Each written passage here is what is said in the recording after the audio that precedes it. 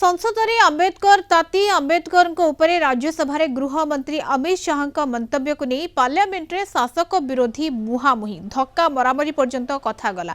अंबेडकर को नहीं उभय इंडिया मेंट और बीजेपी सांसदों विरोध प्रदर्शन, अमित शाह क्षमा प्रार्थना और इस्तीफा दाबी रे संसद परिसर में हाथ में प्लाकार्ड धरी विरोध करुछंती इंडिया मेंटर सांसद। पार्लियामेंट प्रवेश पथ मकर द्वार गेट उपरे इंडिया मेंटर सांसद माने चढ़ी विरोध प्रदर्शन करिसेंती। अनेपटे बाबा साहेब आंबेडकर को असम्मान एवं लोकों को भ्रमित करुथबा अभियोग करी कांग्रेस विरोध रे प्रदर्शन करुछंती बीजेपी सांसद। आंबेडकर को उपरे गृह मंत्री अमित शाह टिप्पणी को नहीं गत 2 दिन हेला तेजिछि राजनीति।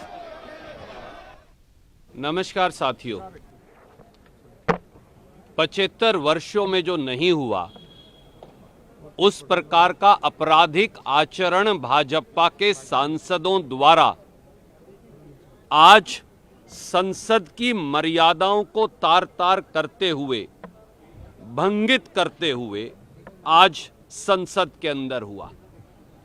पूरे देश ने देखा कि 2 दिन पहले किस प्रकार से देश के गृह मंत्री श्री अमित शाह ने बाबा साहब अंबेडकर का अपमान किया, मजाक उड़ाया, खिल्ली उड़ाई और केवल बाबा साहब अंबेडकर और देश के संविधान का अपमान नहीं किया, पूरे के पूरे देश के दलित, पिछड़ों, आदिवासियों, गरीबों, ये खिल्ली और मजाक उनका भी उड़ाया।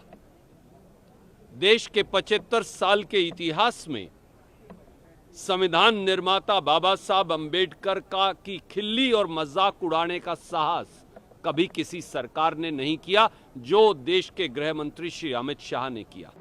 कांग्रेस के इतिहास को आज पूरे देश के सामने रखा गया, उससे कांग्रेस पूरी तरह से झल्लाई हुई है और जो उनका असली काम करने का तरीका है वो आज सामने आया।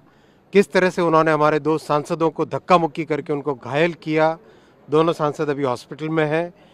ये संसद की मर्यादा है क्या? ये इस तरह से संसद में काम करने का तरीका होता है? कांग्रेस इस बात को समझ ले कि सारा देश स्पष्ट तौर पे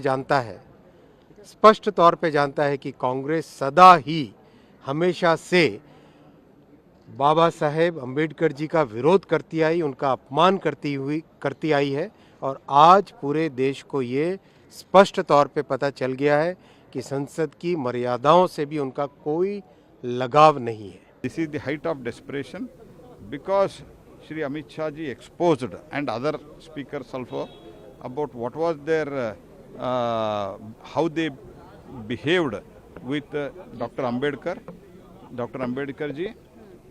For that reason they were desperate, and also because of the recent defeats, continuous defeat in the leadership of Rahul Gandhi, he is desperate and he has behaved like this.